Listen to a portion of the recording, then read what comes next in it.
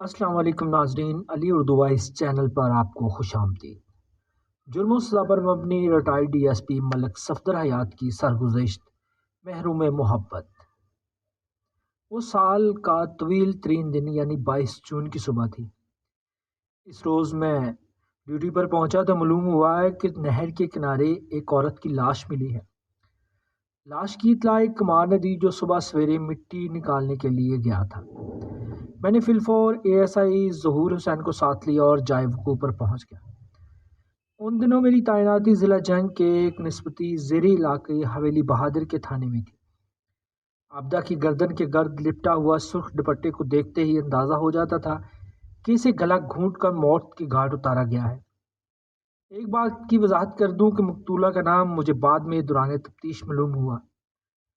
مقتولہ کی عمر کا اندازہ میں نے 24 اور 25 سال کے درمیان لگایا، چونکہ ظاہر ہوتا تھا کہ اس کی موت دم گھٹنے سے واقع ہوئی تھی، اس لیے اس کی آنکھیں وحشتناک انداز میں پھٹی ہوئی تھی۔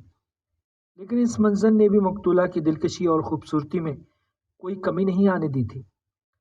موقع پر کافی تعداد میں لوگ جمع ہو چکے تھے، ان میں اچھی خاصی تعداد عورتوں اور بچوں کی بھی تھی۔ میں نے موقع پر موجود کافی سارے مرد اور عورتوں کو باری باری مقتولہ کا چہرہ دکھا کر پوچھ گچھ کی، لیکن کوئی بھی اسے شناخت نہ کر سکا۔ اس کا مطلب یہی تھا کہ وہاں کی رہنے والی نہیں ہے یہ، بلکہ کسی اور علاقے سے وہاں پہنچی تھی۔ میں نے ضابطے کی کارروائی مکمل کرنے کے بعد اے ایس آئی سے کہا، ظہور حسین، تھوڑی دیر اور انتظار کر لیتے ہیں۔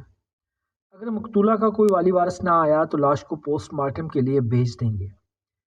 ایک پختہ عمر شخص لوگوں کے درمیان سے راستہ بناتا ہوا ہمارے پاس آیا اور کہا، جناب، میرا نام شرافت علی ہے، کیا میں مرنے والی کا منہ دیکھ سکتا ہوں؟ مجھے پتہ چلا ہے کہ یہاں کسی عورت کی لاش ملی ہے۔ تمہیں ٹھیک پتہ چلا ہے؟ میں نے اس بااخلاق شخص کے کندھے پہ ہاتھ رکھتے ہوئے کہا، شرافت علی، لو دیکھ لو تم بھی۔ پھر میں نے لاش کے چہرے پر سے چادر ہٹا دی۔ اوہ! شرافت کے منہ سے ایک بے ساختہ آواز نکلی، یہ تو آبدہ پروین ہے۔ کون آبدہ پروین؟ شرافت علی چند لمحے خاموش نظروں سے آبدہ کا مرا ہوا چہرہ دیکھتا رہا، پھر شکستہ لہجے میں جواب دیا، یہ میری کرایہ دار تھی، چند روز پہلے یہ اپنے خاوند کے ساتھ یہاں آئی تھی۔ کیا نام ہے اس کے خاوند کا؟ جمیل۔ اور جمیل اس وقت کہاں ہے؟ پتہ نہیں جناب، وہ صبح سے ہی غائب ہے۔ شرافت علی، کیا تم ان میاں بیوی کو پہلے سے جانتے تھے؟ اس نے نام میں سر ہلایا۔ میں ان سے واقف نہیں تھا جناب۔ پھر تم نے اجنبی لوگوں کو کیسے اپنا مکان کرائے پر دے دیا؟ وہ وضاحت کرتے ہوئے بولا، جناب، بات دراصل یہ ہے کہ میں نے انہیں پورا مکان کرائے پر نہیں دیا تھا، بلکہ اپنے گھر کی بیٹھک انہیں رہنے کے لیے دی تھی۔ ایک لمحے کو روک کر اس نے وضاحت کی، ہم دونوں جی اکیلے رہتے ہیں، یعنی میں اور میری بیوی، ہماری کوئی اولاد نہیں۔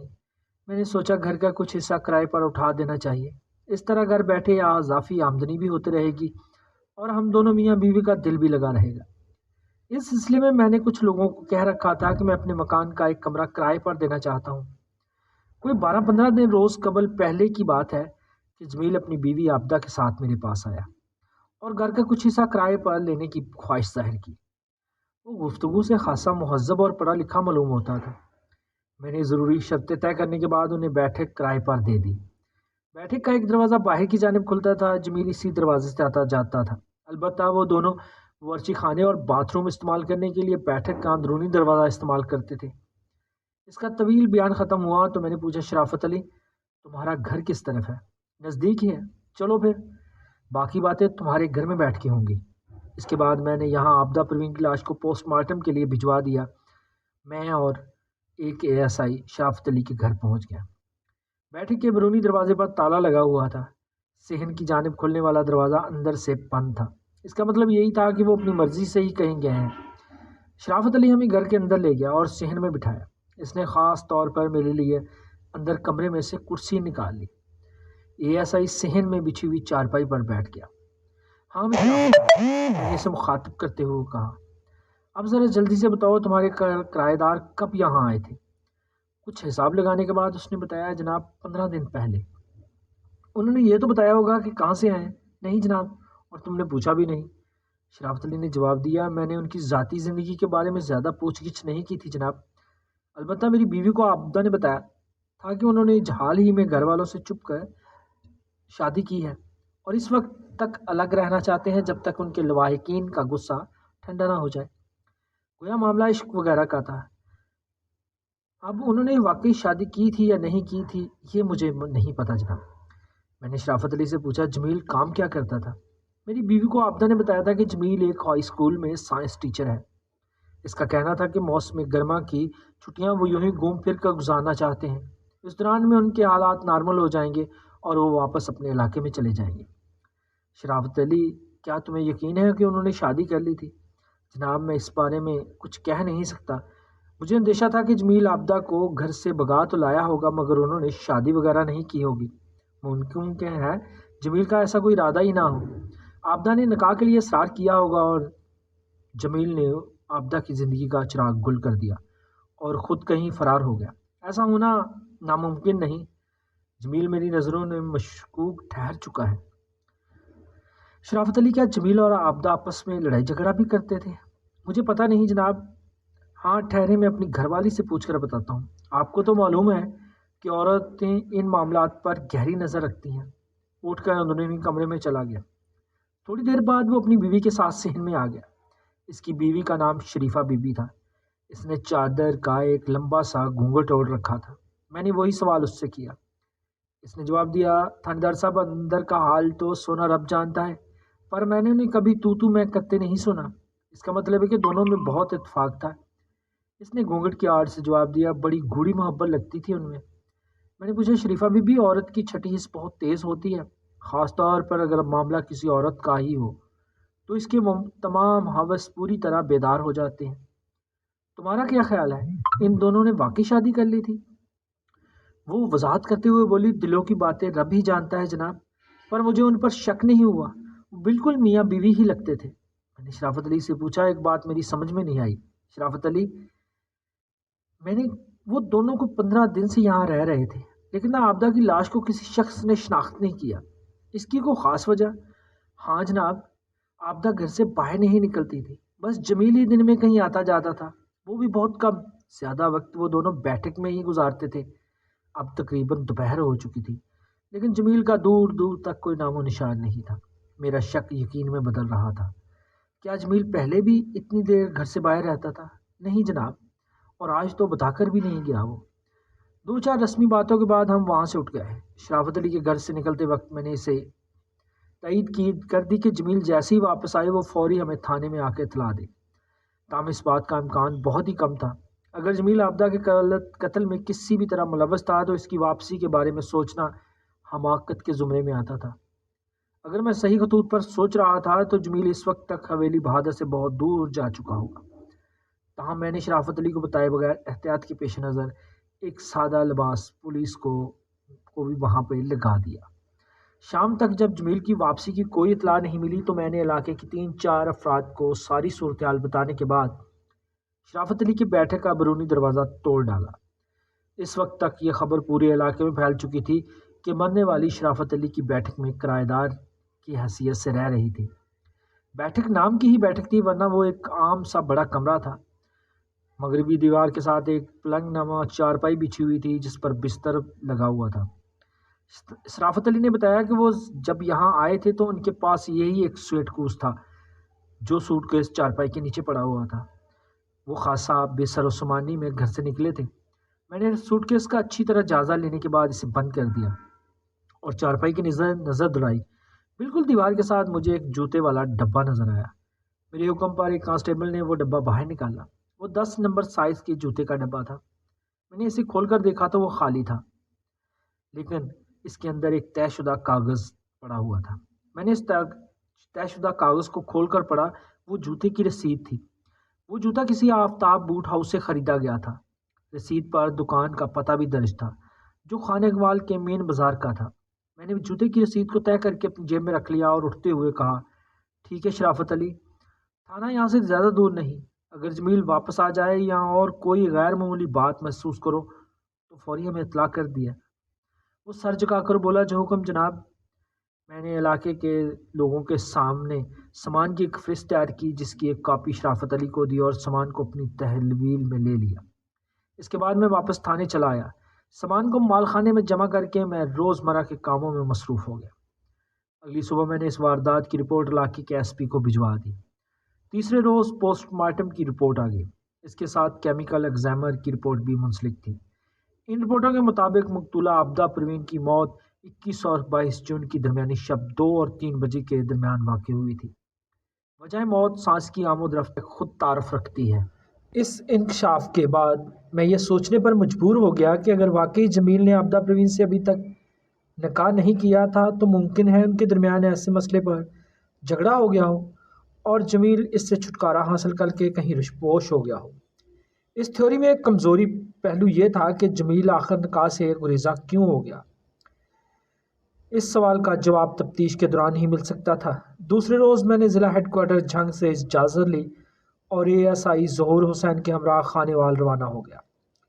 डिस्ट्रिक्ट हेडक्वार्टर खानेवाल को हमने अपनी आमद की गर्ज से आगाह किया, फिर मुतल्लिका थाने में भी इतला की। थाने के इंचार्ज ने हमें हर किस्म की पूछताछ की इजाज़त दे दी और भरपूर तावन का यकीन भी दिलाया।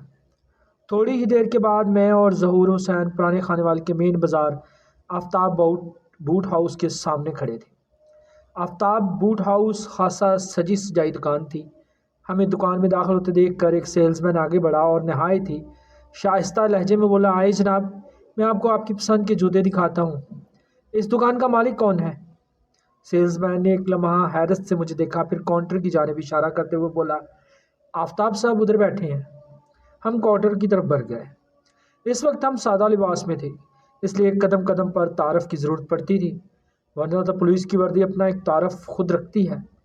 काउंटर पर बैठे हुए शख्स की उम्र लगभग 40 साल थी।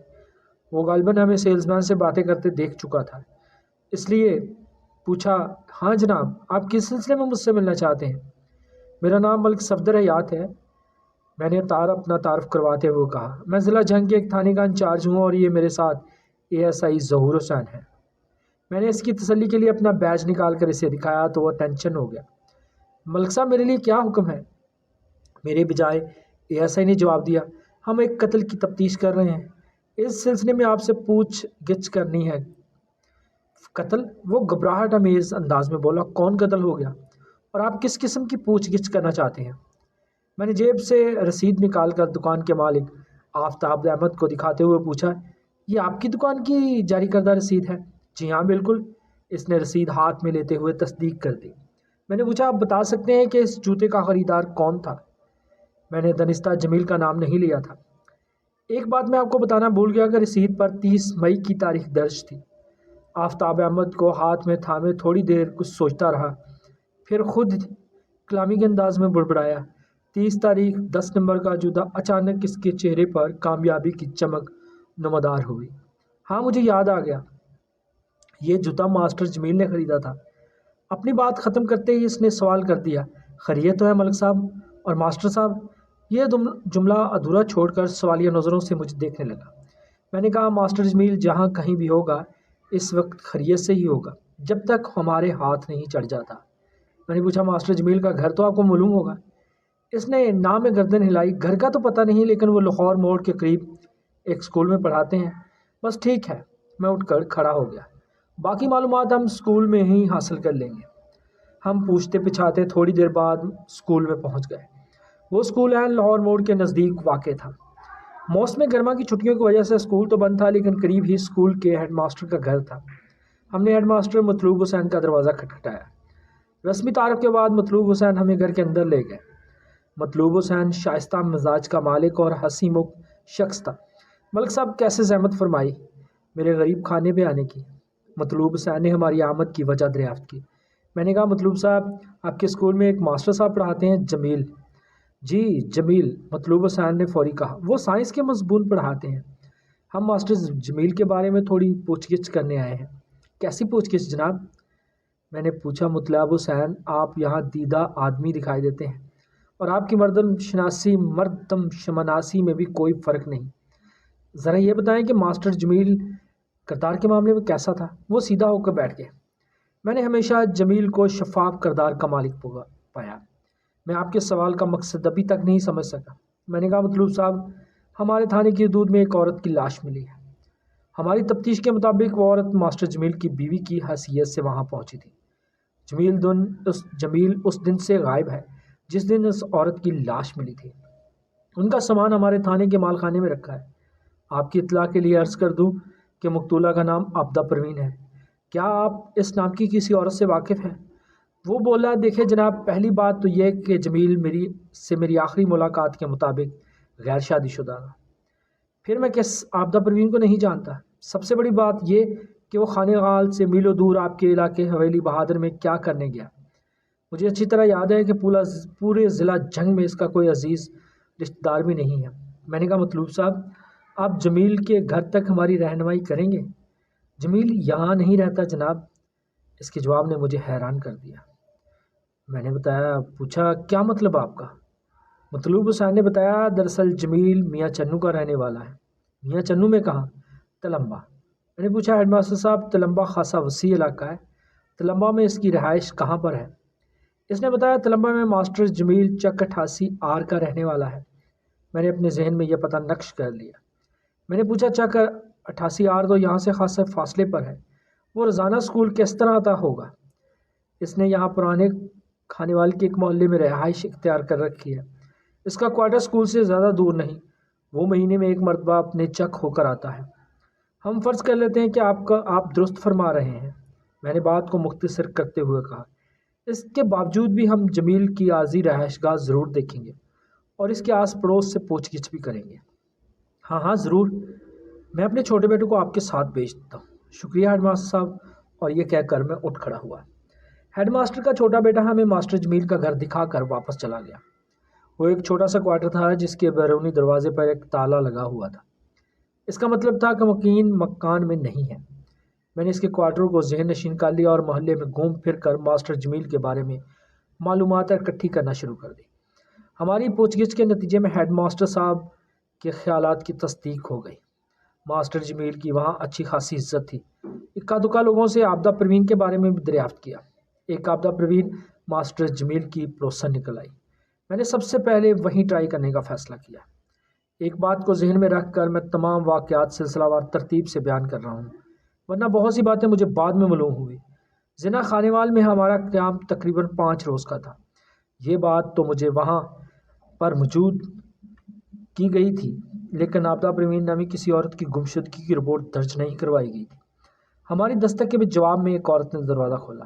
اپنے سامنے 2 اجنبیوں کو دیکھ کر پوچھا، آپ کو کس سے ملنا ہے؟ اس عورت کی ایک جھلک نے میرے ذہن میں کئی کمکمے روشن کر دیے۔ ASI دروازے سے ہٹ کر کھڑا تھا، وہ اس عورت کو دیکھ نہیں سکا۔ میرے ذہن نے پکار کر کہا، ہو نہ ہو یہ عابدہ پروین کی کوئی قریبی رشتہ دار ہے۔ اس عورت کے نین نقش خاصا حد تک عابدہ پروین سے ملتے جلتے تھے، یعنی ہم نے بالکل ٹھیک دروازے پر دستک دی تھی۔ میں نے کہا، عابدہ پروین یہیں رہتی ہے؟ آپ کون؟ میں نے اپنا تعارف کروایا۔ میرا نام ملک صفدر حیات ہے، میں ضلع جنگ کے ایک تھانے سے آیا ہوں۔ ہائے، میں مر گئی، کیا ہو گیا میری بہن کو؟ یہ ساختہ اس کے منہ سے نکلا۔ میرا مقصد پورا ہو گیا۔ میں اپنے مطلوبہ دروازے پر کھڑا تھا۔ اسی دوران میں اندر سے ایک کمزور سی آواز میں پوچھا گیا۔ اس آواز میں نقابت کے ساتھ ساتھ بیزاری کا عنصر بھی نمایاں تھا۔ خالدہ کون ہے دروازے پہ؟ اس سے پہلے کہ عابدہ کی بہن خالدہ کوئی جواب دیتی، پوچھنے والا کمر جھکائے خود ہی وہاں چلا آیا۔ اپنے سامنے اجنبی چہروں کو دیکھ کر وہ چونک اٹھا۔ اس نے کرخت لہجے میں دریافت کیا، کیا بات ہے بھائی، کس سے ملنا ہے؟ وہ لگ بھگ 60 سال کا خمدار کمر بوڑھا شخص تھا۔ اس کی سفید داڑھی، سر پر سبز ٹوپی اور ہاتھ میں تسبیح تھی۔ میں نے اس کے سوال کا جواب دیتے ہوئے کہا، آپ غالباً عابدہ پروین کے باپ ہیں؟ نام نہ لے اس حرام زادی کا۔ عابدہ کا نام سن کر وہ ایک دم بڑک اٹھا، پھر اسے فوری ہی خیال آ گیا۔ قدرے نرم لہجے میں پوچھا، آپ کون ہیں اور یہاں کیوں آئے ہیں؟ میں نے اپنا تعارف کروانے کے بعد کہا، میں آپ کی بیٹی عابدہ پروین کے بارے میں ایک بری خبر لایا ہوں۔ وہ بددماغ بوڑھا تیوری چڑھا کر بولا، اچھا جی تھانے دار صاحب، کیا بری خبر لائے ہیں آپ؟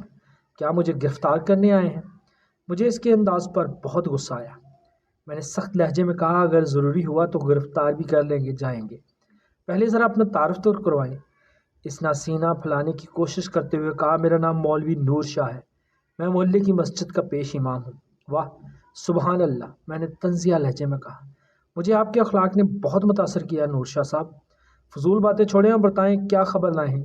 اس کے لہجے سے بیزاری ٹپک رہی تھی۔ میں نے کہا پیش امام صاحب، لڑکی کا معاملہ ہے، دروازے پر کھڑے ہو کر بات کرنا مناسب نہیں لگتا۔ دروازے کی اوٹ سے چوڑیوں کی کھنکھناہٹ نکلی۔ پھر خالدہ کی آواز آئی، ابا جی ان کو اندر بلا لے۔ تھوڑی سی ہل و حجت کے بعد وہ ہمیں گھر کے اندر لے گیا۔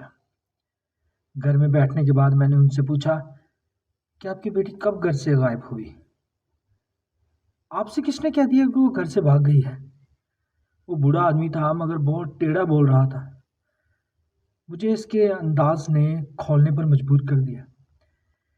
میں نے خالص تھانے دارانہ لہجے میں کہا، شاہ صاحب آپ کیسے پیش امام ہیں؟ جھوٹ پر جھوٹ بولے جا رہے ہیں۔ جو لوگ آگ کی امامت میں نماز پڑھتے ہوں گے ان کا تو خدا ہی حافظ ہوگا۔ وہ غصے سے بولا، مجھے آپ دین سکھانے کی کوشش نہ کریں۔ میں نے کہا ہمارے پیارے نبی صلی اللہ علیہ وآلہ وسلم کا فرمان ہے کہ تم میں سے اچھا وہ ہے جس کا اخلاق اچھا ہو۔ میری سمجھ میں نہیں آ رہا آپ کون سے اخلاق کا مظاہرہ کر رہے ہیں؟ پھر وہ قدرے نرم پڑتے ہوئے بولا، دراصل میں جذبات میں آ گیا تھا۔ اس نے پھر جواب دینے میں کوئی فرق نہیں رکھا۔ اسی دوران خالدہ پروین کمرے میں داخل ہوئی اور تیز آواز میں بولی، میں دروازے کے پیچھے آپ کی تمام گفتگو سن چکی ہوں۔ ابا جی سے آپ نے جو پوچھنا ہے وہ بعد میں پوچھتے رہیں، پہلے یہ بتائیں کہ میری بہن کو کیا ہوا ہے۔ خالدہ کی آواز کرب میں ڈوبی ہوئی تھی۔ میں نے مختلف الفاظ میں عابدہ کو پیش آنے والے واقعے کے بارے میں بتا دیا۔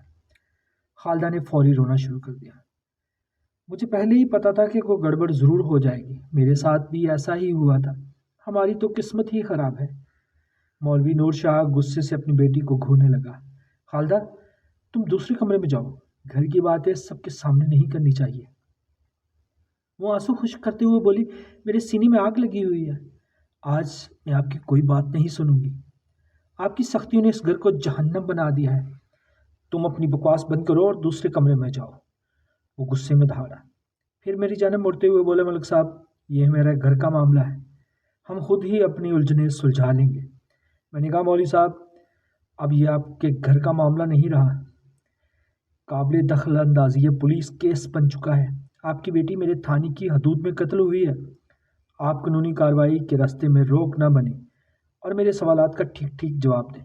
میں نے کوئی جرم نہیں کیا، آپ ہمیں ہمارے حال پہ چھوڑ دیں، اس معاملے کو زیادہ کری دیں گے تو ہماری رسوائی ہوگی۔ میں نے اس کی آنکھوں میں جھانکتے ہوئے کہا، اب یہ معاملہ دب نہیں سکتا مولانا، آپ اپنی رشتہ داروں اور محلے والوں کو عابدہ کی گمشدگی کے بارے میں کیا بتائیں گے؟ میں نے پہلے ہی مشہور کر دیا ہے کہ وہ اپنے ماموں کے پاس کبیر والا گئی ہوئی ہے، وہ ہٹ درمی سے بولا۔ میں نے اسے نفرت امیز نظروں سے دیکھا، پھر کہا، ماشاء اللہ آپ تو دیندار بندے ہیں، آپ کو یہ بات تو معلوم ہو ہی گئی ہوگی کہ ایک جھوٹ کو نبھانے کے لیے 100 جھوٹ بولنا پڑتا ہے، آپ کس کس کا منہ بند کریں گے؟ وہ پریشان نظروں سے مجھے دیکھنے لگا۔ عزت دار آدمی کو عزت بچانے کے لیے کبھی کبھی جھوٹ کا سہارا لینا پڑتا ہے تھاندار صاحب۔ مولوی صاحب عزت جھوٹ سے نہیں سچ سے بنا کرتی ہے، جھوٹ بول کر وقتی طور پر تو کسی برائی پر پردہ ڈالا جا سکتا ہے لیکن خود کو بدنامی سے نہیں بچایا جا سکتا۔ بعد میں جب جھوٹ کا پول کھلتا ہے تو انسان کی دنیا میں بھی رسوائی ہوتی ہے اور آخرت میں بھی، اور اس کی آخرت خراب ہو جاتی ہے۔ میری باتوں کا خاطر خواہ اثر ہوا۔ مولوی نور شاہ ایک دم نڈال نظر آنے لگا، پھر دونوں ہاتھوں میں منہ چھپا کر رونے لگا اور ہچکیاں لینے لگا۔ میرے ذہن میں ابھی تک خالدہ پروین کے کہے ہوئے الفاظ گونج رہے تھے۔ اس نے کہا تھا، مجھے پہلے ہی پتا تھا کہ کوئی گڑبڑ ضرور ہو جائے گی، میرے ساتھ بھی اچھا نہیں ہوا، ہماری تو قسمت ہی خراب ہے۔ خالدہ نے اپنے والد کو مخاطب کرتے ہوئے یہ بھی کہا تھا کہ آپ کی سختیوں کی وجہ سے یہ گھر جہنم بن چکا ہے۔ اس سے ایک بات تو واضح ہو جاتی تھی کہ خالدہ اپنی بہن کے پروگرام سے واقف تھی، وہ جانتی تھی کہ عابدہ کیا کرنے جا رہی ہے، اور ایسا یا ایسے ملتا جلتا کو واقعہ خود اس کے ساتھ بھی پیش آ چکا تھا۔ یہاں تک گھر کے جہنم بنانے کا تعلق ہے تو وہ میں صاف طور پر دیکھ چکا تھا۔ مولوی نور شاہ جیسے لوگ بعض اوقات نیکی اور شریعت کے نام پر ظلم کی حدود سے بہت آگے نکل جاتے ہیں۔ میں نے کہا، مولوی صاحب لگتا ہے آپ کو عزت راس نہیں آ رہی، میں چاہوں تو ابھی آپ کو گرفتار کر سکتا ہوں، لیکن میں آپ کی مدد کرنا چاہتا ہوں، آپ مجھ سے کوئی بات نہ چھپائیں۔ عابدہ نے جن حالات میں گھر چھوڑا تھا اس کی تفصیلات مجھے بتائیں تاکہ میں اس کے قاتل کو فوری گرفتار کر سکوں۔ کاش مجھے وقت کے عزم کی خبر ہوتی۔ مولوی نور شاہ نے خلا میں گھورتے ہوئے کہا، اگر مجھے پتہ چل جاتا کہ آبدہ بھی خالدہ کی طرح میرا منہ کالا کرے گی تو میں راتوں رات اس کے ٹکڑے کر کے صحن میں دبا دیتا۔ بس کرے ابا جان، خالدہ نے چیخ کر کہا، میرا منہ نہ کھلوائیں، ورنہ جس عزت کا آپ ڈھنڈورا پیٹ رہے ہیں وہ خاک میں مل جائے گی۔ وہ تو تم دونوں نے خاک میں ملا ہی دی ہے، اب کون سی کسر باقی ہے؟ مولوی نور شاہ نے غضبناک نظروں سے بیٹی کو گھورا۔ خالدہ نے ترکی پر ترکی جواب دیا، میں نے جو کچھ کیا تھا وہ اپنے حالات سے مجبور ہو کر کیا تھا۔ آپ کی حدود سے بڑھتی ہوئی سختیوں نے میری زندگی اجیرن کر دی تھی۔ ویسے تو آپ آخرت کے عذاب سے بہت ڈرتے تھے، لیکن آپ نے اپنی حرکتوں کی وجہ سے میری زندگی عذاب بنا دی تھی، اس لیے مجھے وہ قدم اٹھانا پڑا، اور اس کا نتیجہ بھی دیکھ لیا کس طرح تم ذلیل ہوئی، اور اب تمہاری چھوٹی بہن کا انجام تمہارے سامنے ہے۔ خالدہ کے چہرے پر کرب کی ایک نمایاں لکیر نمادار ہوئی۔ میری تو قسمت ہی خراب تھی، اس لیے وہ دھوکے باز فدا حسین آسانی سے بچ نکلا، لیکن پھوری اپنے عبرتناک انجام کو پہنچ کر رہے گا۔ میں نے حیرت سے خالدہ کو دیکھا، وہ میرے لیے معلومات کا ذخیرہ ثابت ہو رہی تھی۔ میں نے فوری سوال کیا، فدا اور یہ پھوری کون ہے؟ کوئی نہیں، بوڑھا نور شاہ فوری بول اٹھا، کسی کی برائی کرنا بہت بڑا گناہ ہے، اپنی مرغی ٹھیک ہو تو پرائے گھر انڈا ہی کیوں دے؟ خالدہ کے چہرے پر ایک طنزیہ مسکراہٹ پھیل گئی۔ وہ ایک ایسا چہرہ تھا جو تلخیوں اور سختیوں کے سوا مسکرانا بھول گیا تھا۔ اس نے نہایت ہی تیکھے لہجے میں کہا، میں تھانے دار سے کوئی بات نہیں چھپاؤں گی، میری پہلی اور آخری خواہش یہی ہے کہ آبدہ کا قاتل جلد از جلد پھانسی لگ جائے۔ اور تمہارے خیال میں آبدہ کو کس نے قتل کیا؟ پھوری کے سوارا اور کون ہو سکتا ہے تھندار صاحب؟ پھوری یہ کون ہے بھائی؟ مولوی نور شاہ نے بتایا، میری چھوٹی سالی صفیہ فاطمہ کا بیٹا ہے، اس کا نام تو غفور ہے لیکن مشہور پھوری ہے، بڑا لچا لفنگا اور آوارہ ٹائپ لڑکا ہے۔ میں نے کہا، مگر آبدہ تو ماسٹر جمیل کے ساتھ فرار ہوئی ہے، میں کسی پر الزام لگانا گناہ سمجھتا ہوں۔ مولوی نور شاہ نے کانوں کو ہاتھ لگاتے ہوئے کہا، میں نہیں جانتا کہ وہ کس کے ساتھ گھر سے بھاگی ہے، ابھی آپ نے ہی بتایا اور خالدہ کی باتوں سے تصدیق ہو رہی ہے، وہ اس کے ساتھ فرار ہوئی ہے۔ میرا اللہ مجھے معاف کر دے، جمیل تو بہت ہی شریف آدمی تھا، مجھے تو ابھی تک یقین نہیں آ رہا اس نے ایسی حرکت کی ہوگی۔ خالدہ تڑک کر بولی، آپ جسے شریف کہہ رہے ہیں، کیا اپنی بیٹی کی شادی اس سے کرنے پر تیار ہو جاتے؟ ہرگز نہیں، مولانا نور شاہ نے قطعی سے کہا، شریف ہونا اور بات ہے، لیکن میں ایسے کسی بھی شخص کے ساتھ اپنی بیٹی کی شادی نہیں کر سکتا جو داڑھی منڈواتا ہو اور 5 وقت کا نمازی نہ ہو، چاہے ایسے رشتے کے انتظار میں بیٹی گھر میں بیٹھی بوڑھی ہو جائے۔ خالدہ نے طنزیہ لہجے میں کہا، مجھے بڈھے مولوی پر بے انتہا غصہ آیا ہے، لیکن میں نے خود پر قابو رکھا، میں خواہ دین کے معاملات میں الجھ کر بات کو بڑھانا نہیں چاہتا تھا۔ مولوی نور شاہ جیسے لوگ اپنی ہر درمی پر قائم رہتے ہیں، وقتی طور پر دوسروں کے دلائل سے قائل تو ہو جاتے ہیں، لیکن کرتے وہی ہیں جو ان کے من ہوتا ہے۔ میری یہاں آنے کا مقصد نور شاہ کی اصلاح نہیں تھی، اس لیے میں فوری اصل موضوع کی طرف آیا۔ میں نے خالدہ سے پوچھا، تم نے بتایا کہ آبدہ کو پھوری کے سوا اور کوئی قتل نہیں کر سکتا، اس کے ساتھ ایسی کون سی دشمنی تھی؟ دشمنی تھی، بڑی گہری دشمنی تھی جناب۔ خالدہ نے بتایا کہ آبدہ نے ایک موقع پر اسے بری طرح بے عزت کر دیا تھا۔ کیوں؟ وہ آبدہ سے شادی کرنا چاہتا تھا۔ اچھا، وہ آبدہ سے شادی کرنا چاہتا تھا، میں نے گردن ہلاتے ہوئے کہا، پھر کیا ہوا؟ خالدہ نے کہا، ہونا کیا تھا، یہ شادی ہو ہی نہیں سکتی تھی۔ خالدہ سے پہلے نور شاہ بول اٹھا، پھوری آبدہ کا رضائی بھائی ہے جناب، پیدائش کے وقت پھوری کی والدہ کا انتقال ہو گیا تھا، چنانچہ میری بیوی نے پھوری کو چند روز اپنا دودھ پلایا تھا۔ کیا یہ بات پھوری کو معلوم نہیں تھی کہ آبدہ اس کی رضائی بہن ہے؟ اس کی شادی آبدہ کے ساتھ نہیں ہو سکتی، اس کو یہ بات کیسے معلوم ہو سکتی تھی؟ آبدہ نے اپنے باپ کی طرف گھسیلی نظروں سے دیکھا۔ یہ بات تو مجھے بھی اس وقت معلوم ہوئی جب پھوری نے آبدہ سے شادی کی خواہش ظاہر کی تھی۔ اس موقع پر ابا جی نے بتایا کہ پھوری نے میری ماں کا دودھ پیا ہوا ہے۔ میں نے خالدہ کے باپ سے پوچھا، مولوی صاحب، آپ نے کبھی اپنی بیٹیوں کو نہیں بتایا کہ پھوری ان کا رضائی بھائی ہے؟ وہ ڈٹائی سے بولا، کبھی ضرورت ہی پیش نہیں آئی، اور جب ضرورت پیش آئی تو میں نے سب کو بتا دیا۔ خالدہ نے کہا، تھانے دار صاحب، پھوری انتہائی ابوش قسم کا نوجوان ہے، وہ کسی بھی طرح آبدہ کے قابل نہیں تھا، وہ تو بس ہاتھ دھو کر آبدہ کے پیچھے پڑ گیا تھا۔ رضائی بھائی والے معاملے کو وہ ابا جی کا پروپیگنڈا کہتا تھا۔ 1-2 مرتبہ اس نے آبدہ کا راستہ روکنے کی کوشش بھی کی، لیکن آبدہ نے اسے بری طرح جھڑک دیا۔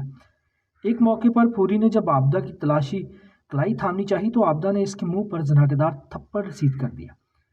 آبدہ نے اسی پر بس نہیں کیا بلکہ کئی لوگوں کی موجودگی میں پھوری کے منہ پر تھوک بھی دیا۔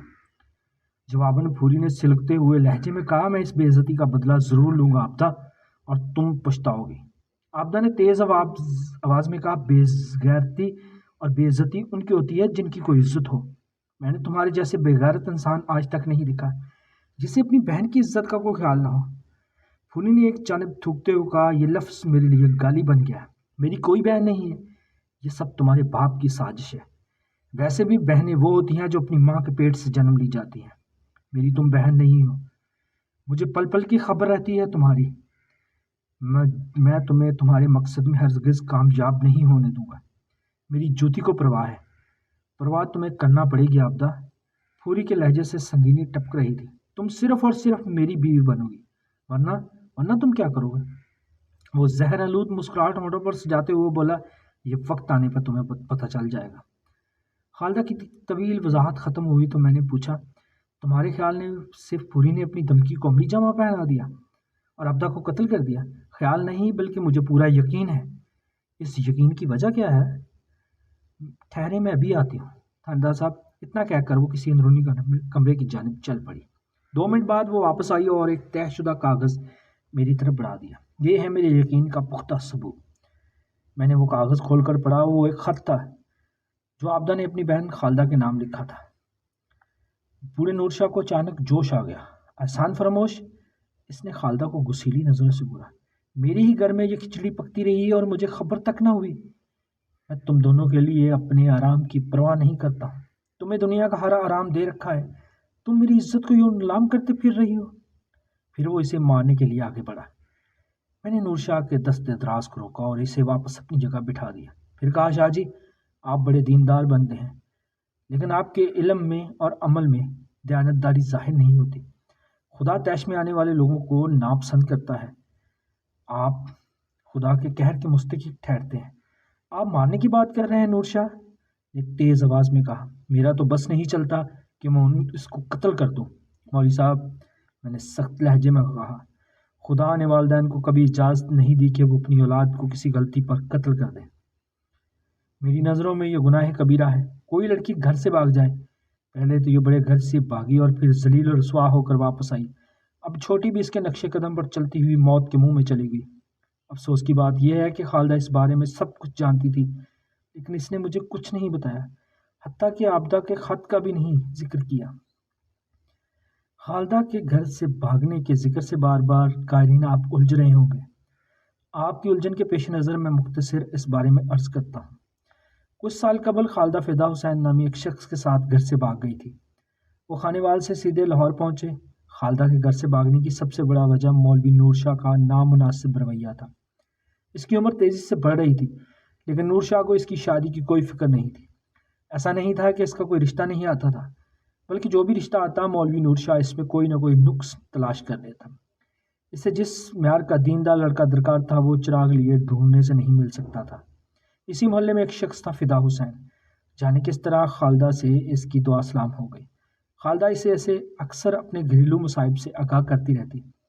اس اللہ کے بندے نے خالدہ کے مسائل کا حل یہ پیش کیا کہ فدا حسین کے ساتھ گھر سے فرار ہونے کا فیصلہ کر ڈالا، اور پھر وہ اپنے فیصلے کو عملی جامہ بھی پہنا چکی تھی۔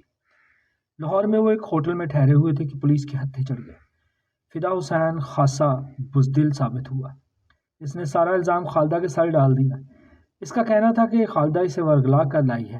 خالدہ اس اچانک آنے والی مصیبت سے گھبرا گئی، لیکن اس نے فدا حسین پر الزام تراشی سے پرہیز کیا اور مکمل خاموشی اختیار کر لی۔ اس کی خاموشی کو پولیس نے فدا حسین کی سچائی سمجھا اور دونوں کو گرفتار کر کے حوالات میں ڈال دیا۔ قصہ مختصر، کچھ دن بعد خالدہ واپس آ گئی۔ سب لوگوں نے مولوی نور شاہ کو مشورہ دیا کہ وہ فدا حسین سے خالدہ کی شادی کر دے۔ خالدہ فدا حسین کی بے وفائی اور بزدلی کے باوجود بھی اس سے شادی کو تیار تھی، لیکن نور شاہ مارنے مرانے پر تل گیا۔ وہ ایک ہی ڈٹ لگائے ہوئے تھا کہ میں فدا حسین جیسے فاسق اور گناہ گار شخص کو اپنی بیٹی کا ہاتھ کسی صورت نہیں پکڑاؤں گا، میرے جیتے جی ایسا نہیں ہوگا۔ اور عابدہ کو 1% بھی امید نہیں تھی کہ اس کا باپ ماسٹر جمیل سے اس کی شادی کے لیے تیار ہو جائے گا۔ چنانچہ اس نے وہی کیا جو اس کی سمجھ میں آیا۔ خالدہ اس کی رازدار تھی، وہ ماسٹر جمیل پر بھی بھروسہ کرتی تھی۔ اسے 100% یقین تھا کہ وہ فدا حسین کی طرح بزدل ثابت نہیں ہوگا، مگر تقدیر سے کون لڑ سکتا ہے۔ اس کی قسمت میں یوں ہی دردناک موت سے دوچار ہونا رقم تھا۔ مولوی نور شاہ غصے سے لال پیلا ہو رہا تھا اور بار بار کھا جانے والی نظروں سے گھور رہا تھا۔ خالدہ جو پہلے خوفزدہ دکھائی دیتی، اب اس کا خوف اعتماد میں بدل چکا تھا۔ میں نے اپنی نظریں خط کے مضمون پر جما دی۔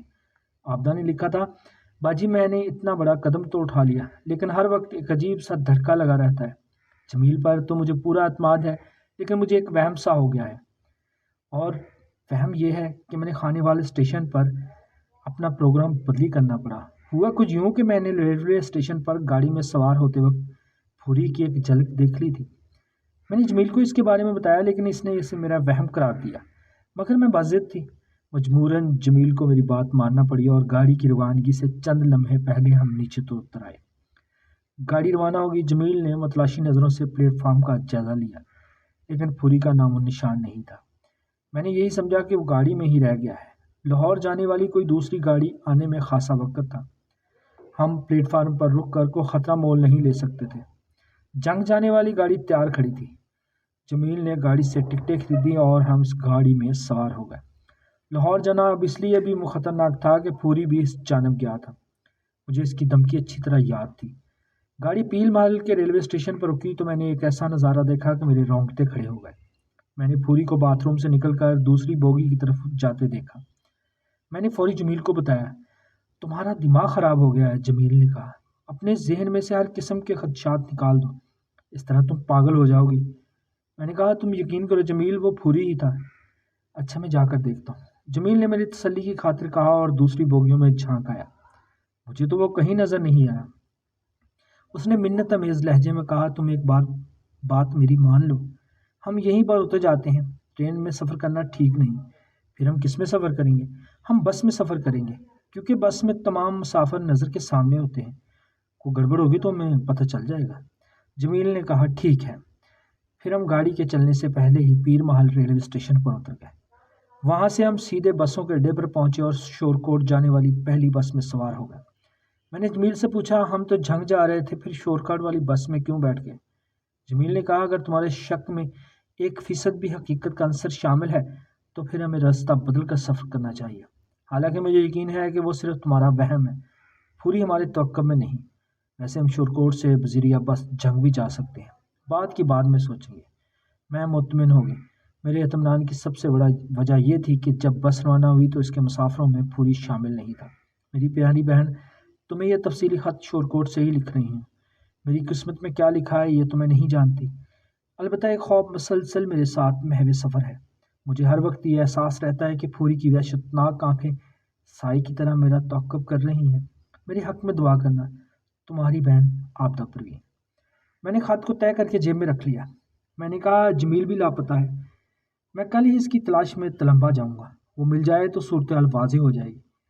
ایک فوری خیال کے تحت میں نے پوچھا، یہ غفور کا گھر کس طرف ہے؟ اس نے کہا، غفور وہ خنزیر اسی روز سے غائب ہے۔ وہ کب سے غائب ہوا؟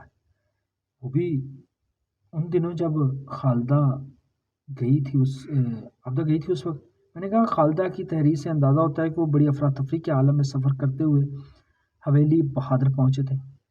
ان حالات میں اسے نکاح کرنے کا موقع نہ ملا ہوگا۔ لیکن کیا تھانے دار صاحب؟ خالدہ کے چہرے پر تشویش کا ایک سایہ سے لہر گیا۔ لیکن یہ کیا؟ میں نے سنجیدہ لہجے میں کہا، آبدہ کے طبی تجزیے سے پتہ چلا ہے کہ ان دونوں کے درمیان ازواجی تعلقات قائم ہوئے تھے۔ خالدہ نے کہا، تھانے دار صاحب، آپ نے بتایا کہ وہ دونوں تقریباً 15 روز تک آپ کے علاقے میں کرایہ دار کی حیثیت سے رہے۔ ممکن ہے اس دوران میں انہوں نے نکاح کر لیا ہو؟ میرے ذہن میں بھی یہ امکان ہے، میں نے کہا، لیکن اس کا ثبوت نہیں ہے۔ ان کے سامان سے نہ تو کوئی نکاح نامہ ملا اور نہ ہی مالک مکان نے ایسی کسی بات کی تصدیق کی۔ خالدہ نے کچھ نہیں کہا، بے بسی سے مجھے دیکھتی رہ گئی۔ میں اس کے اندر اٹھنے والی ندامت کے بلند و بالا طوفان کو محسوس کر رہا تھا۔ ایسی صورتحال میں وہ کہہ بھی کیا سکتی تھی؟ میں نے خالدہ سے پوچھا، اس سورما پھوری بدماش کا گھر کس طرف ہے؟ دوسری گلی میں چوتھا مکان ہے جناب۔ ٹھیک ہے، اسے میں ابھی دیکھ لیتا ہوں۔ پھوری کا گھر زیادہ دور نہیں تھا۔ مطلوبہ دروازے پر پہنچ کر عیسائی نے دستک دی۔ تھوڑی بہت دیر بعد ایک دوڑ عمر شخص نے دروازہ کھولا اور ہم پر نظر پڑتے ہی سوال کیا، جی فرمائیں، کس سے ملنا ہے؟ میں نے پوچھا، غفور اور پھوری کا گھر یہی ہے؟ इस शख्स ने बुरा सा मुंह बनाया और जवाब ने दिया, मैं फूरी का बाप हूँ और आपको क्या काम है इससे? काम बहुत अहम है। वो है कहाँ? ज़रा बाहर तो निकाले इसे। मैंने कहा, तुम्हारा अंदाज़ा दुरुस्त है, हम बहुत दूर से आए हैं तुम्हारे बेटे की खातिर। बेटे का जिक्र पर इसके चेहरे पर एक नामालूम सी बेजारी फैल जाती। इसने कहा, आप किस सिलसिले में फूरी से मिलना चाहते हैं? सब खैरियत तो है ना? सिलसिला भी बता देंगे, ज़रा वो हाथ तो चढ़ जाए। मैंने इसे घूरते हुए कहा, क्या इसने फिर कोई गड़बड़ कर दी? मैं ना अपना तारफ़ करवाने के बाद कहा, हम इसे कत्ल की केस में तलाश कर रहे हैं। वो मौलवी नूर शाह की छोटी बेटी आबदा परवीन को हमारे इलाके में कत्ल करके भागा हुआ है। आखिरी जुमला मैंने दानिस्ता बोला था। इससे मेरा एक ख़ास मकसद वाबस्ता था। इसके बाप ने एक तवील सांस खारिज की और कहा, आप अंदर आ जाएं। मैंने कहा, अंदर आने की ज़रूरत नहीं, तुम हमें फूरी के बारे में बताओ, हम इसे बेताबी से तलाश कर रहे हैं। वो कई दिनों से गायब है। कई दिनों से तुम्हारी क्या मुराद? मेरा मतलब है 1 माह तो हो ही गया होगा। इसने बताया, हो तो गया है, पर ये नहीं पता वो कहाँ गया है। वो कभी बता कर नहीं जाता। मैंने इस बदबख्त की हरकतों से बहुत नाला हूँ। आए दिन इसकी शिकायतें मिलती रहती हैं, कभी किसी से झगड़ा, कभी किसी से तनाज़ा। मैं तो तंग आ गया हूँ इसके करतूतों से। एक लम्हे को रुक कर इसने कहा, लेकिन कत्ल? मैं तो सोच भी नहीं सकता कि वो इस हद तक भी जा सकता है। थानेदार साहब, आप मजाक तो नहीं कर रहे? ये मजाक नहीं है जनाब, मैंने ठहरे हुए लहजे में कहा। तुम्हारा बेटा आबदा का ताक़ुब करता हुआ हमारे इलाके में पहुंचा। आबदा कत्ल हो चुकी है और फूरी गायब है। थानेदार साहब, इस बात में कोई शक नहीं कि फूरी बुरी सोबतों में पड़कर बहुत बिगड़ चुका है। कोई भी शरीफ आदमी इससे रिश्ता देने को तैयार नहीं। मैंने पहले यही सोचा था कि अगर इसकी शादी कर दी जाए तो मुमकिन है कि वो सुधर जाए, लेकिन मुझे अपने मकसद में कामयाबी नहीं हुई। फूरी की बस एक ही रट है कि वह हर सूरत में आबदा से शादी करेगा, और अगर आबदा की शादी इससे ना हुई तो किसी और से भी इसकी शादी नहीं होने देगा। मुझे पता चला है कि वो इस किस्म की धमकियाँ देता रहता था। धमकियों की बात और है जनाब, लेकिन वो कत्ल नहीं कर सकता। मैंने पूछा, क्या तुम्हें अंदाज़ा है कि फूरी कहाँ जा सकता है? मैंने पहले भी आपको बताया है कि वो मुझे कुछ नहीं बताता। पता नहीं किस किस से दोस्तियाँ पाल रखी हैं इसने, और इसके दोस्तों के बारे में तो कुछ जानते होंगे। कोई नहीं जानता, बस वही जानता है, उसके बाप ने अकराहट अमेज़ लहजे में जवाब दिया। वो बहुत दूर दूर तक जाता था, फाजल शाह, अहमदपुर, सियाल, महाराजागढ़ और 18 हज़ारी, पता नहीं कहाँ कहाँ ख्वारी करता था। कभी तो वो 2-2, 3-3 माह बाद आता था। उसके बाप ने जिन जगहों के नाम गुनवाए थे उन सुनकर मैं चौंक उठा। उनमें से बेशतर इलाके जंग में वाक़ थे। मैंने उसके बाप से कुछ और सवालात भी किए, मगर तसल्ली बख्श नतीजा बरामद ना हुआ। वो अपने बेटे की खुफिया सरगर्मियों से ज़्यादा वाकिफ़ नहीं था। मैंने उसके बाप से कहा, तुम्हारे पास फूरी की कोई तस्वीर वगैरह है? उठकर घर के अंदरूनी हिस्से में चला गया। कुछ देर बाद वो वापस बैठक में आया और एक ब्लैक एंड वाइट तस्वीर मेरी जानब बढ़ा दी। मैंने फूरी की यह तस्वीर अपनी जेब में रख ली और रोते हुए कहा, जब तक इस केस की तफ्तीश मुकम्मल नहीं हो जाती हम खानेवाल में ही रहेंगे। उस दौरान में अगर तुम्हें फूरी के बारे में किसी किस्म की कोई सुनगुन मिले तो फौरी थाने में इतला देना। हमारा क़याम इलाके के थाने में है। जी, मैं ऐसा ही करूँगा, वो फर्माबरदारी से बोला। मैंने कहा, जब यह केस मुकम्मल तौर पर हल हो जाएगा तो सूरत हाल रोज़े रोशन की तरह अया हो जाएगी। मैं हर कीमत पर दूध का दूध और पानी का पानी करूँगा। थानेदार साहब, वो झिझकते हुए बोला है, एक बात मेरे जहन में खटक रही है। ऐसी कौन सी बात? आपने बताया कि मास्टर जमील अभी तक लापता है। हाँ, हम इसे ढूंढ रहे हैं। वो जल्दी ही हमारी गिरफ्त में होगा। इसका जुर्म भी कम संगीन नहीं, अगवा को मामूली जुर्म नहीं है। ऐसा भी तो हो सकता है कि उसने ही आपदा को ठिकाने लगा दिया हो। नामुमकिन तो नहीं, कुछ भी नामुमकिन नहीं, मैंने संजीदा लहजे में कहा।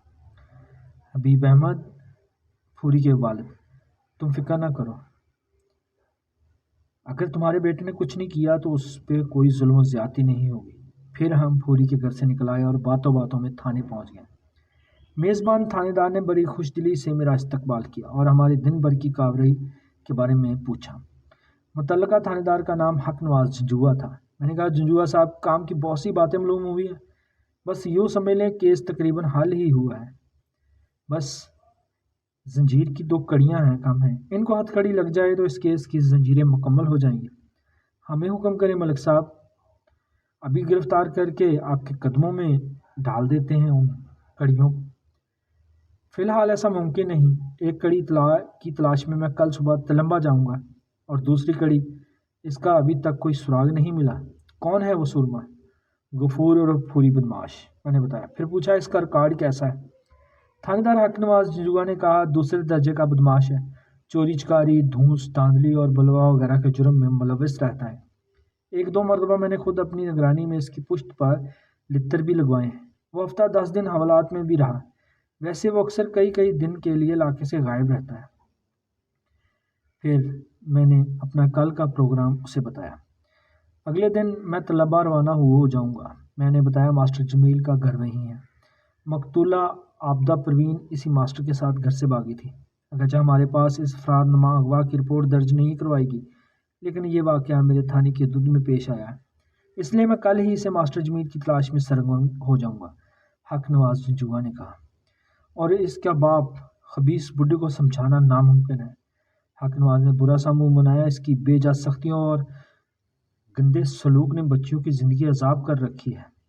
یہی تو مسئلہ ہے۔ آپ بالکل بجا فرماتے ہیں۔ میں نے آج مولوی نور شاہ سے ایک طویل ملاقات کی۔ وہ خاصا نامعقول اور عاقبت ناندیش شخص ہے۔ مذہب کی آڑ میں اس نے اپنے گھر کو ظلمت کدہ بنا رکھا ہے۔ کاش ایسے خود پسند اور متکبر لوگوں کے لیے کسی سخت ترین سزا کی گنجائش ہوتی، جو اپنی اولاد کے حقوق کا خیال نہیں رکھتے۔ میں نے کہا ایسے افراد کے لیے خدا کا دردناک عذاب ہے، دنیا میں اور بھی ہے رسوائی اور آخرت میں بھی منہ کالا۔ حق نواز جنجوعہ نے میرے خیال کی ترجمانی کرتے ہوئے پھر پوچھا، آپ کا ایسائی تو کل واپس چلا جائے گا، آپ کو اپنے ساتھ تلمبا لے جانے کے لیے کچھ عملے کی ضرورت تو بتائیں۔ اس کا فیصلہ میں کل صبح کروں گا، اور آرام کرنے کے لیے اپنے کوارٹر کی طرف چلا گیا۔ وہ پوری رات اس کیس کی گمشدہ کڑیوں کو ملاتے ہوئے آنکھوں میں کٹ گئی۔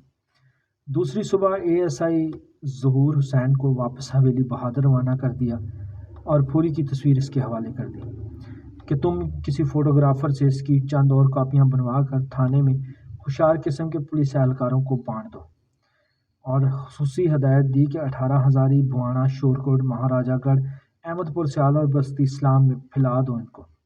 ظہور حسین مطمئن ہو کر حویلی بہادر روانہ ہو گیا۔ میں نے تھانے دار حق نواز سے جنجوعہ کی فرمائش پر اس کے تھانے کے ایک حوالدار کو ساتھ لیا اور ماسٹر جمیل کے گھر کی طرف روانہ ہو گیا۔ خانے وال سے ہم ذریعہ ٹرین پہلے میاں چنو پہنچے، پھر وہاں سے میں بیٹھ کر تلمبا پہنچے، اور آخر تلمبا سے ایک ٹانگے میں بیٹھ کر ہم مطلوبہ گاؤں چک 88 آر پہنچے۔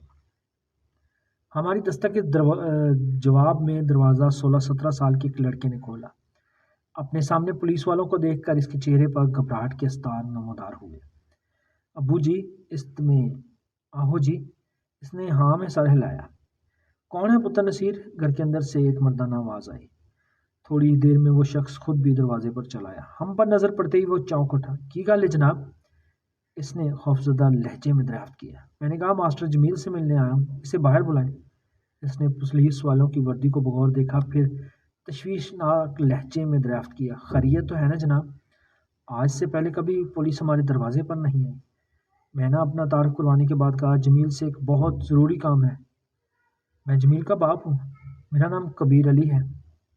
میں نے اسے مخاطب کرتے ہوئے کہا جمیل کو فوری باہر بلاؤ، معاملہ خاصا سنگین ہے۔ وہ خاصا گھبرایا ہوا تھا۔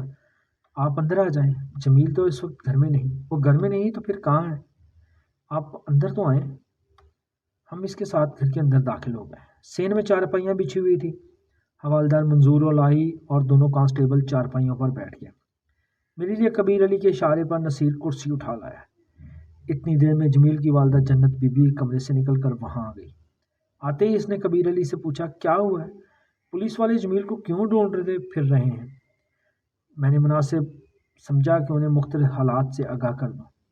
میری بات ختم ہی ہوئی تھی کہ جنت بی بی نے تیز آواز میں کہا یہ کیسے ہو سکتا ہے؟ جمیل ایسا لڑکا نہیں۔ جنت بی بی نے کہا وہ اپنی بہن کے پنڈ گیا ہوا ہے۔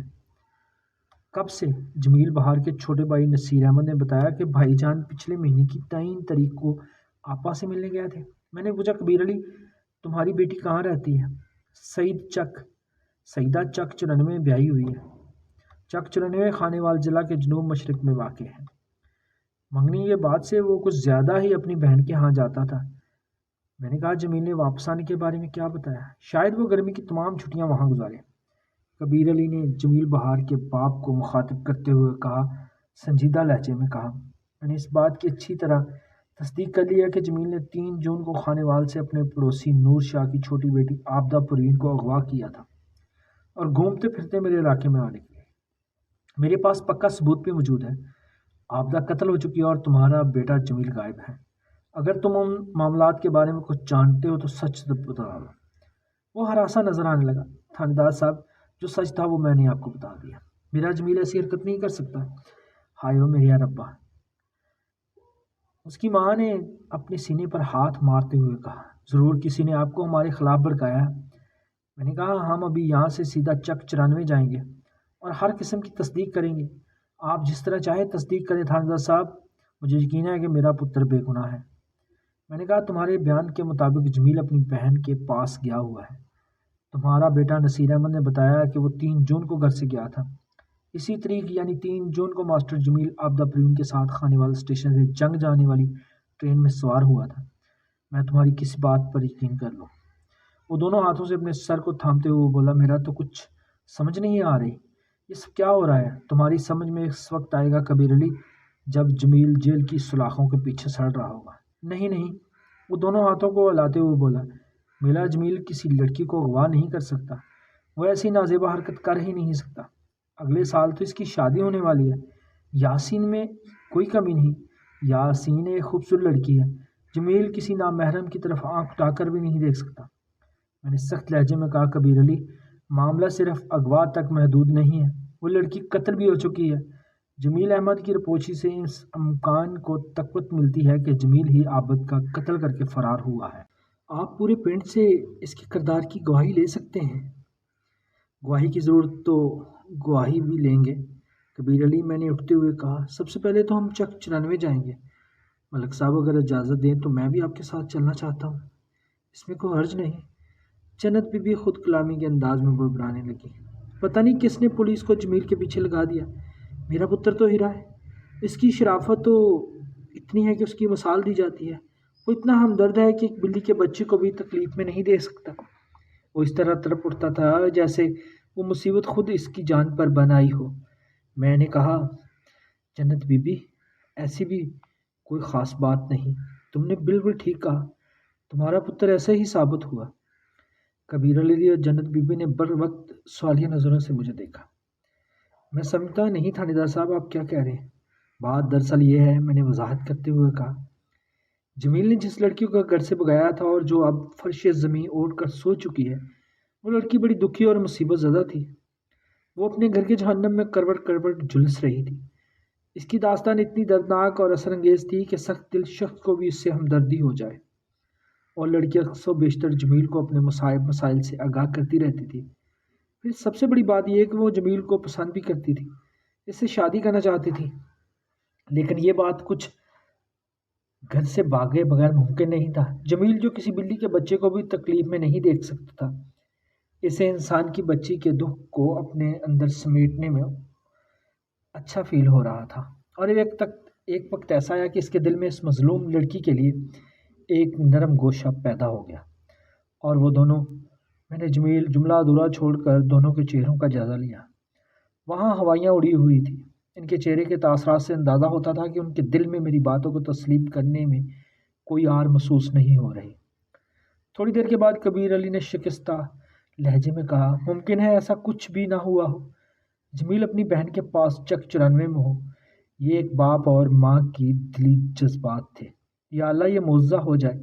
ماؤں کو اپنی اولاد کے بارے میں معجزے رونما ہونے کی کچھ زیادہ ہی توقعات ہوتی ہیں۔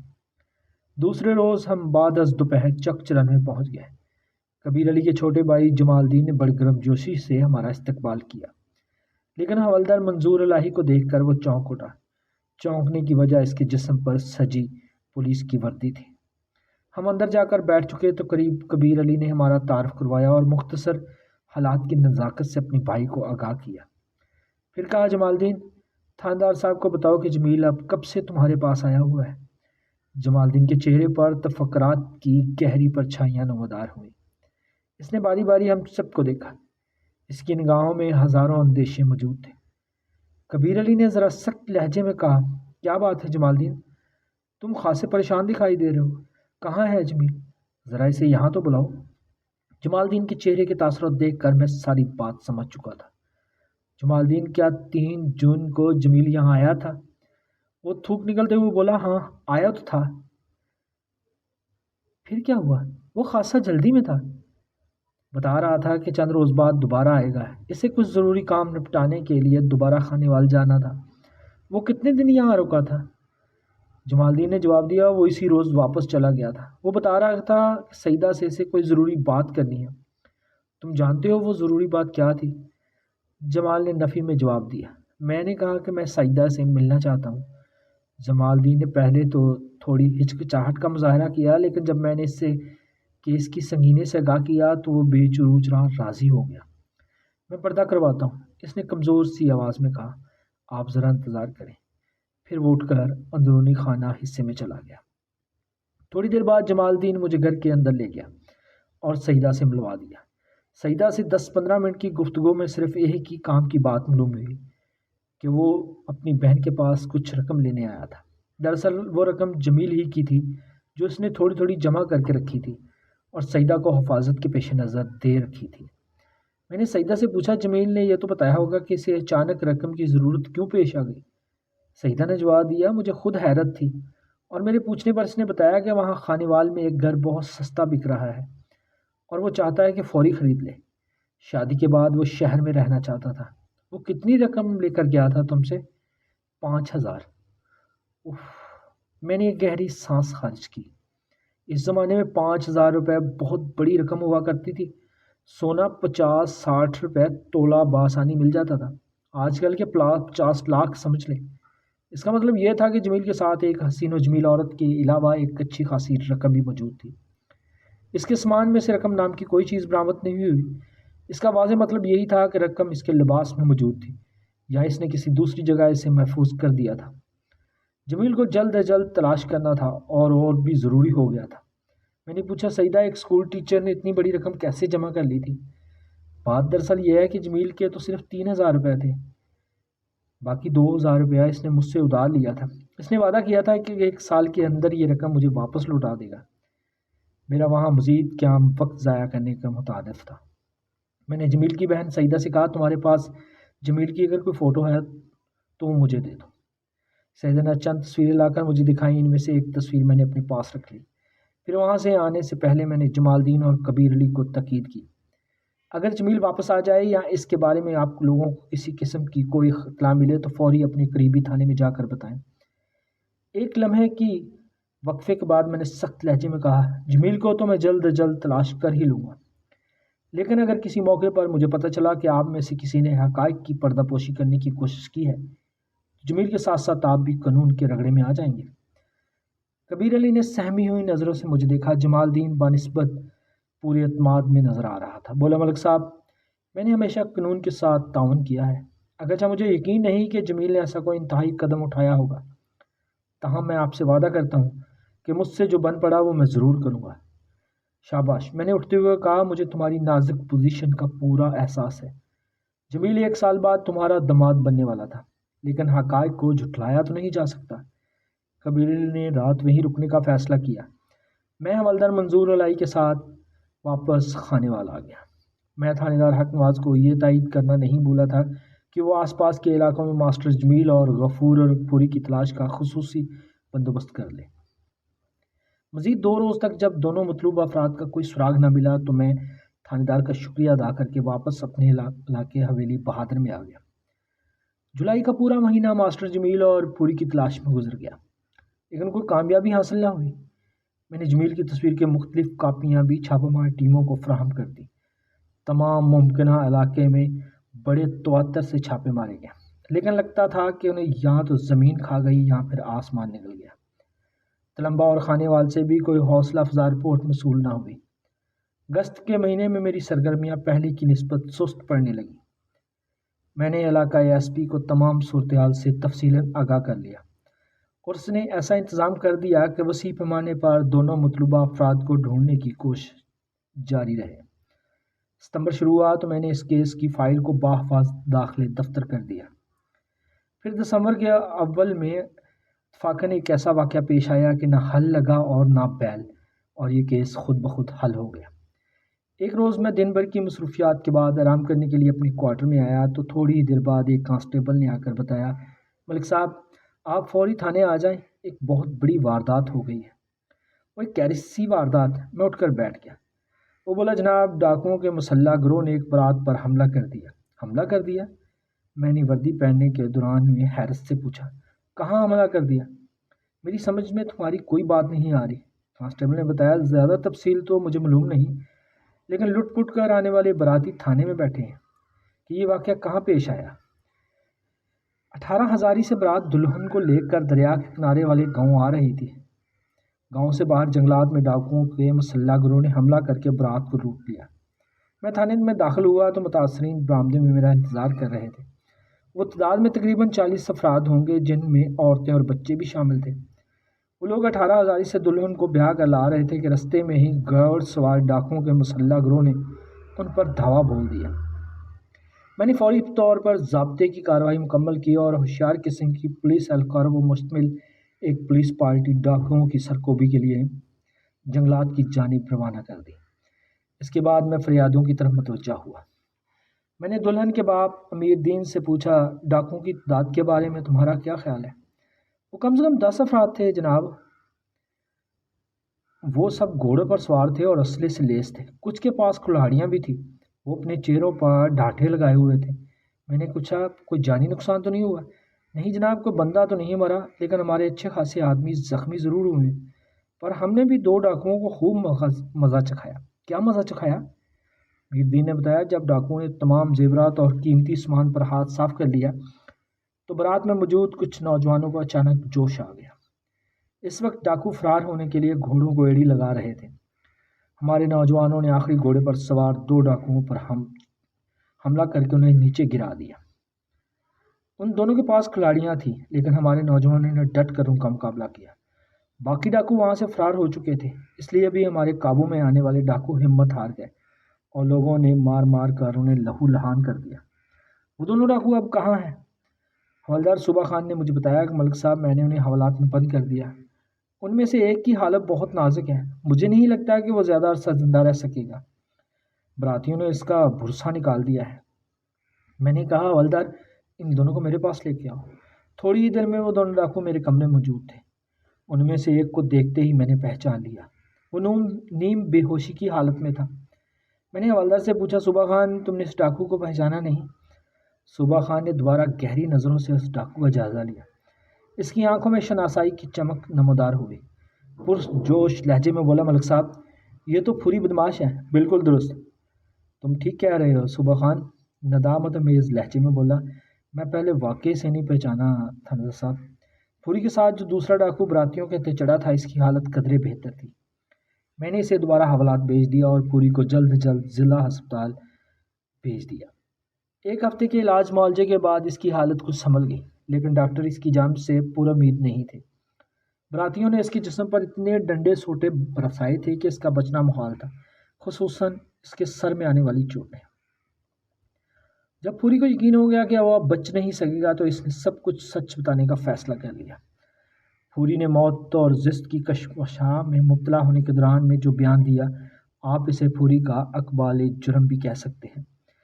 اس کیس کی آخری کڑی بھی پھوری کے بیان کے بعد مکمل ہو گئی۔ پھوری دل میں یہ طے کر کے جمیل اور عابدہ کے تعاقب میں نکلا تھا کہ اسے جیسے ہی کو مناسب موقع ملا وہ ان کو موت کی نیند سلا دے گا۔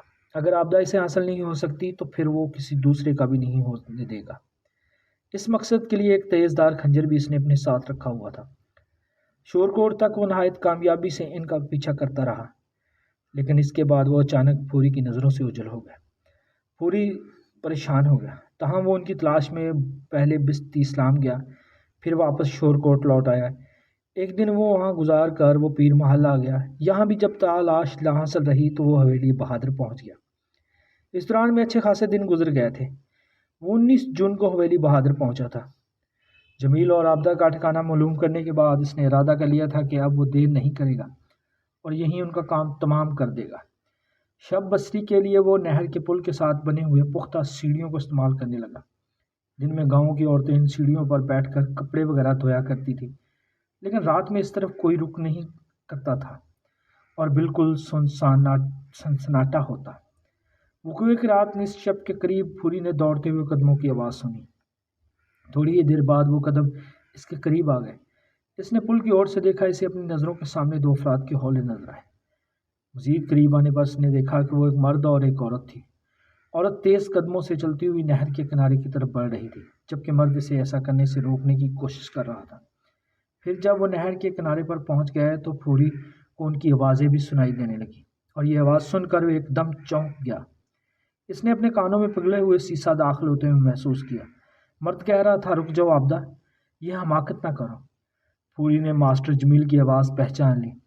پھوری ان سے چند قدم کے فاصلے پر ایک ایسی اوڑ میں بیٹھا تھا کہ وہ اسے دیکھ نہیں سکتے تھے، مگر وہ ان دونوں کو نہ صرف دیکھ سکتا تھا بلکہ ان کی واضح آواز بھی سن سکتا تھا۔ اس وقت پھوری اور ان کے درمیان سوائے وہاں تک کسی اور کی موجودگی کے آثار نہیں تھے۔ عابدہ نے کہا، یہ حماقت نہیں، چھوڑ دو میرا ہاتھ۔ خودکشی کرنا حماقت نہیں تو اور کیا ہے؟ جمیل نے سمجھانے والے انداز میں کہا، تمہیں تو محبت تھی مجھ سے، کہاں گئی تمہاری وہ محبت؟ عابدہ نے غصیلے لہجے میں کہا، تم نے محبت کے نام پر دھوکہ دیا ہے، تم بھی فدا حسین کی طرح ہجڑے ہی ہو۔ ہم بہنوں کا نصیب ہی خراب ہے، کاتب تقدیر نے ہماری قسمت میں کڑوے بادام ہی لکھے ہیں جو اوپر سے زیادہ دلکش اور خوشنما نظر آتے ہیں، مگر میں خالدہ نہیں ہوں جو ذلیل و رسوا ہو کر واپس چلی جاؤں۔ میں اپنی جان دے دوں گی یا تمہیں نیست و نابود کر دوں گی۔ اس کے ساتھ ہی عابدہ پہ ایک جنون سا سوار ہو گیا۔ اس نے اپنے ناخنوں سے جمیل کو ادھیڑنا شروع کر دیا، ساتھ ہی وہ خرا خرا آوازوں میں جمیل کو مضافات بھی سنا رہی تھی۔ نامرد ہجڑے، پتہ نہیں تم نے کس کتیا کا دودھ پی رکھا ہے، تمہارے قول اور فعل میں اتنا تضاد پایا جاتا ہے۔ اگر تمہارے اندر ایک بزدل چوہا بیٹھا تھا تو مجھے کیوں گھر سے بے گھر کیا؟ میں اپنے باپ کے منہ پر کالک مل کر تمہارے ساتھ گھر سے نکلی۔ اگر تمہیں اپنی بہن کے گھر کو بچانے کی اتنی ہی فکر تھی اور اپنی مقدر کو اپنانے کا اتنا ہی شوق تھا تو مجھے کیوں خواب دکھائے، کیوں مجھے برباد کیا؟ آخر کیوں؟ ماسٹر کی ہمت جواب دے گئی۔ اس کے صبر کا پیمانہ لبریز ہو گیا۔ عابدہ کے نازیبا الفاظ اس کے دل و دماغ میں ہلچل مچا دی۔ اس کا پورا وجود زلزلے کی زد میں تھا۔ وہ گتھم گتھی تو ہو ہی رہے تھے۔ جمیل نے دیوانگی کے عالم میں عابدہ کی گردن میں پڑا ہوئے دوپٹے کو بل دے کر بڑی صلاحیت سے گرہ لگا دی، پھر اسے دباتا چلا گیا۔ اس کے جسم و جان کی ساری قوت سمٹ کر اس کے ہاتھوں میں آ گئی۔ تھوڑی ہی دیر میں عابدہ نے ہاتھ پاؤں چھوڑ دیے۔ پھوری کو ایسا لگا جیسے وہ کسی خوفناک خواب سے بیدار ہو گیا ہو، لیکن وہ جانتا تھا کہ یہ کوئی خواب نہیں بلکہ جیتی جاگتی ایک حقیقت تھی۔ اس کا کام آسان ہو گیا تھا۔ نصف کام جمیل نے تیش کے عالم میں کر ڈالا، بقیہ نصف کام کے لیے بھوری دبے قدموں اپنی پناہ گاہ سے باہر نکلا۔ اس کے ہاتھ میں لمبے پھل والا ایک تیز دار خنجر چمک رہا تھا۔ جمیل کی پشت بھوری کی جانب تھی اور وہ بھوری کی آمد سے بے خبر لمبی لمبی سانسوں کے درمیان ہانپ رہا تھا۔ ابھی تک اس کے حواس پوری طرح بحال نہیں ہوئے تھے۔ عابدہ اس کے قدموں کے قریبی زمین پر پڑی ہوئی تھی۔ اس کی گردن میں گرہ لگا ہوا دوپٹہ موجود تھا، لیکن اس کے جسم اور روح کا ناطہ ختم ہو چکا تھا۔ پھوری ایک قدم کے فاصلے پر پہنچ کر رک گیا۔ جمیل کو اس کی آمد کا احساس بھی نہیں ہوا تھا۔ پھوری ہولے سے بولا تو جمیل کو ہزاروں وولٹ کا کرنٹ لگا۔ وہ اچھل کر پیچھے کو مڑا۔ اسی وقت آن واحد میں پھوری کا خنجر دست تک جمیل کے سینے عین دل کے مقام پر پیوستہ ہو گیا۔ جمیل لڑکھڑا کر نیچے گر گیا۔ پھوری نے پلک جھپکتے میں اس کی جیبوں کی تلاشی لی۔ شلوار کی جیب سے اسے ایک تگڑی رقم ملی۔ اس دوران میں جمیل کا جسم پھڑک پھڑک کر ٹھنڈا ہو چکا تھا۔ نہر کے کنارے کے ساتھ ساتھ یہاں وہاں بڑے بڑے گڈھے تھے۔ بعض گڈھے تو خشک تھے اور چند ایک میں بارش کا پانی بھرا ہوا تھا۔ پھوری نے ایک خشک گڈھے کو خنجر کی مدد سے کھود کر اتنا بڑا خلا پیدا کر لیا جس میں دھان پان ماسٹر جمیل کی لاش کو چھپایا جا سکتا تھا۔ لاش کو سپرد زمین کرنے کے بعد اس نے اوپر کی مٹی کو اچھی طرح کوٹ کر برابر کر دیا۔ گڑھے کے آس پاس اونچی گھاس اور خاردار جھاڑیاں بھی اگی ہوئی تھیں۔ پھوری نے خنجر کی مدد سے خاردار جھاڑیوں کی کئی شاخیں کاٹ کر اس گڑھے پر ڈال دی جس میں اس نے ماسٹر جمیل کو دبایا تھا۔ چند روز بعد موسم برسات شروع ہو جاتا تو یہ گڑھا لبالب بھر جاتا، پھر جمیل کا سراغ لگانا ممکن ہی نہیں رہتا۔ اس کام سے فارغ ہونے کے بعد پھوری نے جمیل اور عابدہ کے گتھم گتھم ہونے کے آثار ختم کیے۔ جمیل کا کچھ خون بھی مٹی میں جذب ہو گیا تھا۔ اس نے ان دھبوں کا بھی بندوبست کیا۔ پھر نہایت چالاکی کا مظاہرہ کرتے ہوئے وہ عابدہ کو کندھے پر اٹھا کر نصف میل دور لے گیا اور نہر کے کنارے ایک جگہ ڈال دیا۔ مجھے عابدہ کی لاش وہیں سے ملی تھی، یعنی جائے واردات سے نصف میل دور۔ اس چالاکی سے پھوری کا مقصد پورا ہو گیا کہ جب صبح عابدہ کی لاش ملے گی اور جمیل کو غائب پایا جائے گا تو سب کا دھیان اس طرف جائے گا کہ یہ قتل جمیل نے ہی کیا ہے اور واردات کے بعد کہیں رپوش ہو گیا ہے۔ مزے کی بات یہ ہے کہ جب میں وقوع کے روز تفتیش کر رہا تھا اور میں نے جمیل کے کمرے کا تالا توڑ کر اس کا سامان چیک کیا تھا تو اس وقت پھوری حویلیہ بہادر ہی میں تھا۔ پھر جب اسے معلوم ہوا کہ میں مزید تفتیش کے لیے خانیوال جانے والا ہوں تو اس نے واپس جانے کا خیال دل سے نکال دیا اور سیدھا 18 ہزاری روانہ ہو گیا۔ بعد از وہ ڈاکوؤں کے گروہ میں شامل ہو گیا۔ مجھے کافی عرصے تک اس بات کا افسوس رہا کہ میں غفور اور پھوری کو سزا نہ دلوا سکا، لیکن پھر یہ سوچ کر میں نے صبر کر لیا کہ قدرت کے کام میں کوئی نہ کوئی مصلحت پوشیدہ ہوتی ہے۔ جب پھوری کی سزا قدرت نے یہی تجویز کی تھی کہ وہ کمسری کی حالت میں ہسپتال کے بستر پر تڑپ تڑپ کر جان دے تو میں اسے جیل کی سلاخوں کے پیچھے کیوں کر بیچ سکتا تھا۔ ناظرین، یہ کہانی آپ کو کیسی لگی؟ ایک کہانی اچھی لگی ہے تو ویڈیو کو لائک کریں، شیئر کریں۔ ابھی تک اگر آپ نے چینل کو سبسکرائب نہیں کیا تو چینل کو سبسکرائب کریں۔ ملتے ہیں انشاءاللہ اگلی کہانی میں۔ اللہ حافظ۔